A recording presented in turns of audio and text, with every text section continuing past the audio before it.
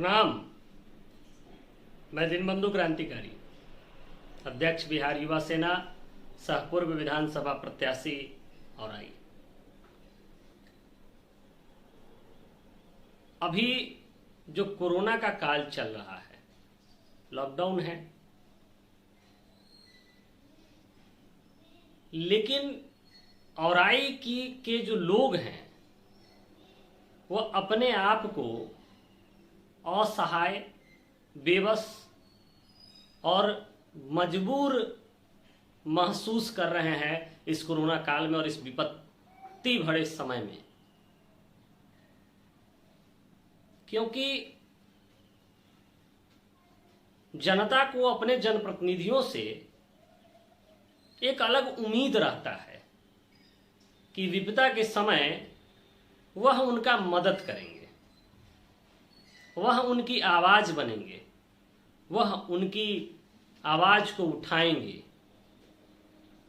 लेकिन बड़े दुर्भाग्य की बात है कि औराई से चुने हुए जनप्रतिनिधि इस पूरे कोरोना काल में नदारद दिखे हैं। चाहे वो वहां के स्थानीय विधायक सह मंत्री हो या स्थानीय मुजफ्फरपुर सांसद हो, किसी का भी कोई चहल पहल औराई में नहीं दिखा है। ना ही औराई की जनता के लिए उन्होंने कुछ स्पेशल किया है। मैं लगातार क्षेत्र में सक्रिय हूं, घूम रहा हूं, लोगों के बीच जा रहा हूं, उनकी समस्याओं को जानने का प्रयास कर रहा हूं और मेरे से जो संभव हो पा रहा है हम मदद भी कर रहे हैं। लेकिन हम वो उतना मदद नहीं पहुंचा सकते हैं जितना मदद एक विधायक, एक सांसद, एक मंत्री पहुंचा सकता है। मैंने इस कोरोना काल में लगातार स्थानीय विधायक से यह आग्रह किया कि आप ना 1.5 करोड़, ना 2 करोड़, 1 करोड़ रुपया की अनुशंसा कीजिए और जो 2 PHC है, दोनों प्रखंड का जो स्वास्थ्य केंद्र है, प्राथमिक स्वास्थ्य केंद्र है, उसमें आइसोलेशन सेंटर, 50-50 बेड का कोविड अस्पताल और साथ ही साथ जो प्रखंड का अस्पताल है उसमें ICU की भी व्यवस्था की जाए ताकि चमकी बुखार और कोरोना से लड़ने में मदद मिले। दूसरा, हमने मांग किया कि अपने विधायक फंड से पूरे क्षेत्र में कम से कम एक बार सैनिटाइजेशन का छिड़काव कराया जाए। लेकिन यहां तो ये काम करने के बजाय लोगों की समस्या सुनने की बजाय माननीय विधायक सह मंत्री अपने आवास पर आराम फरमा रहे हैं। और फरमाए भी क्यों नहीं, औराई की जनता ने एक बाहरी को चुना है। बाहरी मतलब कि वो आपके घर का अगर सदस्य ना हो तो आपकी दर्द को कैसे समझेगा भला? वो आपके परिवार का सदस्य ना हो तो आपकी दर्द को अच्छे से नहीं समझ सकता है। और हमने तो विकास के नाम पर वोट दिया नहीं, हमने तो जातियों के नाम पर, हिंदू मुस्लिम के नाम पर वोट दिया है और पैसों से खरीदा हुआ वोट है उनका। तो आराम क्यों ना फरमाए? कोई भी व्यक्ति अगर 4 करोड़ 5 करोड़ रुपया इन्वेस्ट करेगा तो पहले कमीशन की सोचेगा, बाद में जनता की भलाई की बात होगी। मैं सरकार के कुछ फैसलों के बारे में भी चर्चा करना चाहता हूं जो औराई में नहीं हो। सरकार ने कहा कि जो प्रवासी मजदूर जो वापस आएंगे उनके लिए आइसोलेशन सेंटर जो है प्रखंड स्तरीय खोला जाएगा, लेकिन अभी तक औराई और कटरा में ऐसा कुछ नहीं हुआ। साथ ही साथ मनरेगा के तहत मजदूरों को रोजगार दिया जाएगा। और मैं एक जानकारी दे दूं कि पूरे मुजफ्फरपुर जिले में औराई विधानसभा में सबसे ज्यादा कामगार हैं।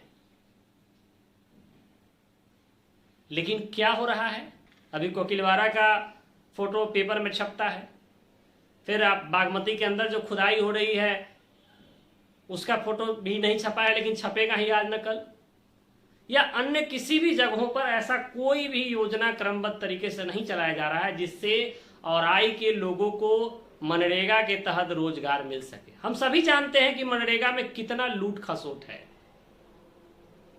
लेकिन उसी में जनता को भी लाभ मिलना चाहिए, लेकिन ये भी नदारद है। सरकार के द्वारा यह अनाउंस किया गया कि प्रति परिवार जो है 100 रुपया खर्च किया, यानी 5-5 मास्क जो है हर परिवार को दिया जाएगा। आज वो भी पूरे औराई में नदारद है, पूरे औराई और कटरा प्रखंड में कहीं नहीं मिलेगा। औराई में 2 एम्बुलेंस है, कटरा में भी 1-2 एम्बुलेंस है, लेकिन उस एम्बुलेंस की स्थिति क्या है ये सब हम लोगों को भी देखने की जरूरत है। औराई अभी मैं इसलिए स्वास्थ्य व्यवस्थाओं पे चर्चा कर रहा हूं क्योंकि अभी कोरोना काल में स्वास्थ्य व्यवस्था का जो इंफ्रास्ट्रक्चर है वही धराशायी हो गया है। औराई में मैं आप तमाम लोगों को जानकारी देना चाहता हूं कि कुल 100 अस्पताल हैं, जिसमें प्राथमिक स्वास्थ्य केंद्र, इसके अलावा उप प्राथमिक उप स्वास्थ्य केंद्र, रेड क्रॉस और अतिरिक्त उप स्वास्थ्य केंद्र। जो उप स्वास्थ्य केंद्र है उसे वेलनेस सेंटर या फिर आयुष्मान अस्पताल के तौर पर विकसित किया गया हुआ है। लेकिन इन 100 अस्पतालों का काम यही है, इसमें से लगभग 70% अस्पताल तो कभी खुलते ही नहीं है, उसमें भैंस बकरी चढ़ता है, रोजगार का कहीं कोई ठिकाना नहीं है, मनरेगा का कहीं कोई आता पता लापता नहीं है, मास्क का कोई अता पता नहीं है, सैनिटाइजेशन का कोई अता पता नहीं है। और हमको तो एक बात समझ में नहीं आया, विधायक जी अपने फंड का इस्तेमाल करने में इतना संकोच क्यों कर रहे हैं? ये उनका कोई निजी पैसा तो है नहीं, ये तो जनता के विकास का पैसा है।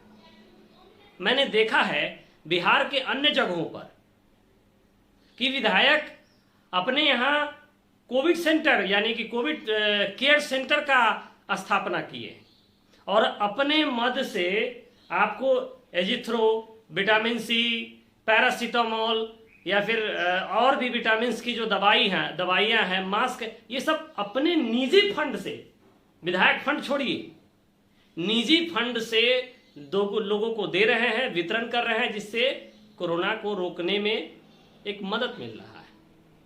लेकिन हमारे माननीय विधायक सह मंत्री इस तरीके से औराई की जनता के साथ जो व्यवहार कर रहे हैं, लग रहा है कि वो एक अछूत कहिए या फिर आप कह सकते हैं कि दुर्भावना की भावना से वो औराई की जनता को देखते हैं। क्या ये भी हो सकता है उनके अंदर एक बाहरी का फीलिंग हो, भाई मेरा है नहीं, मेरे परिवार का हिस्सा नहीं है तो हम काहे देखें, हमने तो इसको पैसा दे करके खरीदा है वोट, तो हम क्यों देखें। या फिर ये भी मन में हो सकता है कि भाई अगर 1 करोड़ रुपया दे देंगे उसमें जो 10-15% का जो कमीशन होगा वो तो अभी मर जाएगा, ये भी डर हो सकता है। तो विधायक जी आप खुल के बताइए, अगर आपको कमीशन चाहिए तो 1 करोड़ का कमीशन हम लोग दे देंगे, आप 1 करोड़ रुपया अनुशंसा कीजिए, उसमें जो 15 लाख रुपया जो आपका 15% बनेगा हम लोग कोशिश करेंगे दान चंदा करके आपको पहुंचाएं। और नहीं तो अभी भी समय है औराई के हेल्थ इंफ्रास्ट्रक्चर को डेवलप करने के लिए आप 1 करोड़ रुपया का अनुशंसा कीजिए और औराई के अस्पतालों को विकसित कीजिए, और कम से कम औराई में जो 2 रेड क्रॉस है उसको तो अविलंब चालू किया जाना चाहिए था प्रयास करके, लेकिन नहीं हुआ। अब मुझे एक साथी ने मैसेज किया कि सुंदर खौली का पुल कब बनेगा। मैं इस बात का चर्चा भी नहीं करना चाहता था, लेकिन मैं एक उदाहरण के तौर पे चर्चा करना चाहता हूं कि सुंदर खौली या फिर मथुरापुर बुजुर्ग की जनता, चाहे वो जोकी हो, सुंदर खौली हो, वहां की जनता ने तो वोट ही नहीं किया है पुल के लिए।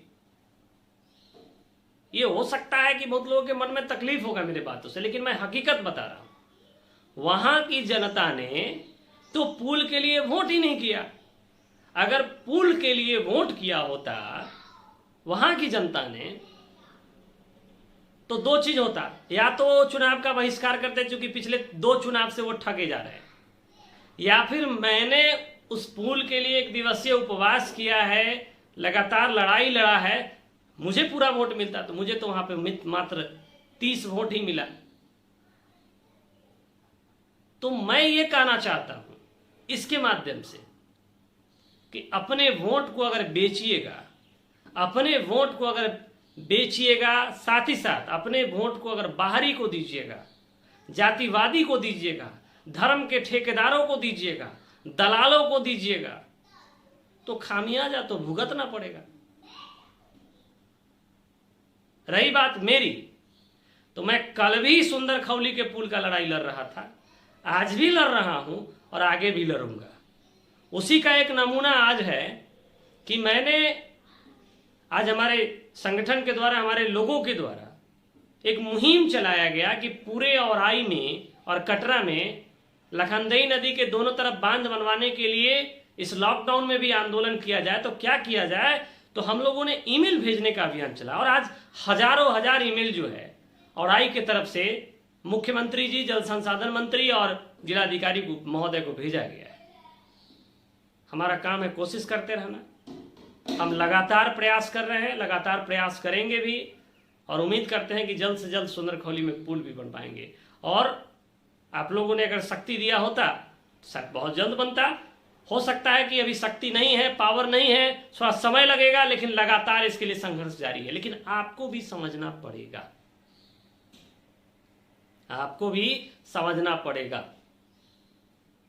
तो मैं पुनः इस वीडियो के माध्यम से माननीय स्थानीय विधायक सह मंत्री से आग्रह करता हूं कि अविलंब 1 करोड़ रुपया की अनुशंसा करें और औराई एवं कटरा के गिरे हुए स्वास्थ्य व्यवस्था को सुधारें, उसके इंफ्रास्ट्रक्चर में बदलाव लाएं और अपने निजी या फिर विधायक फंड से ही अविलंब क्षेत्र में सैनिटाइजेशन का छिड़काव, दवा का वितरण, ये सब प्रोग्राम चलाएं। और जो सरकार के द्वारा जो प्रोग्राम चल रहा है आइसोलेशन सेंटर का या फिर मास्क वितरण का या फिर मनरेगा से रोजगार का, उस पर भी ध्यान दें। सिर्फ और सिर्फ कमीशन खोरी, दलाली, भ्रष्टाचार और पैसा वसूलने पर दिमाग ना लगाएं। दूसरी नंबर बात, मैं एक बात और बताना चाहता हूं। मैंने लगातार इस विषय पर आवाज उठाया है और अभी भी बोल रहे हैं कि आप जब चुनाव लड़ रहे थे तो आपका दर्जनों कार्यालय क्षेत्र में था। आज आप विधायक और मंत्री बन गए तो आपका कार्यालय नहीं, एजेंट सब है पूरे क्षेत्र में, और उस एजेंट के माध्यम से आपके यहां लोग पहुंचेगा। ये ठीक नहीं है। आपको अविलंब विधायक कार्यालय और आई प्रखंड मुख्यालय और कटरा प्रखंड मुख्यालय पे खोलना चाहिए। मैं तो कहता हूं 3 खोलना चाहिए, एक औराई में, एक कटरा उस तरफ यजुआर के तरफ, औराई में भी औराई प्रखंड मुख्यालय, और एक औराई के दक्षिणी भाग में। और साथ ही साथ कम से कम सप्ताह में 1 दिन आप किसी न किसी कार्यालय पे बैठे। यानी कि आप मंत्री हैं, मैं जानता हूं पूरे बिहार की जिम्मेवारी आपके ऊपर है, लेकिन कम से कम औराई की जनता को सप्ताह में 1 दिन जरूर समय दें उन कार्यालयों पर। औराई की जनता को आपसे लाभ मिलना चाहिए। लोगों ने इतने वोटों से आपको जिताया है अपनी सेवा के लिए, ना कि आप अपनी सेवा करवाएं इसके लिए। और जनता मालिक है, जनता को नौकर मत बनाइए और दरबार अपने यहां मत लगवाइए। औराई की जनता आपका कर्ज आपके ऊपर है। आप औराई की जनता को कर्ज नहीं दिए हुए हैं। जो लोग औराई से 70 किलोमीटर 60 किलोमीटर चलकर आपके आवास तक जाए, तो अविलंब सबसे पहले कार्यालय औराई में खोलिए। अगर ऐसा नहीं कीजिएगा तो आने वाले समय में इसका खामियाजा आपको भुगतना पड़ेगा, जनता के प्रतिरोध से, विरोध से और आक्रोश से। धन्यवाद।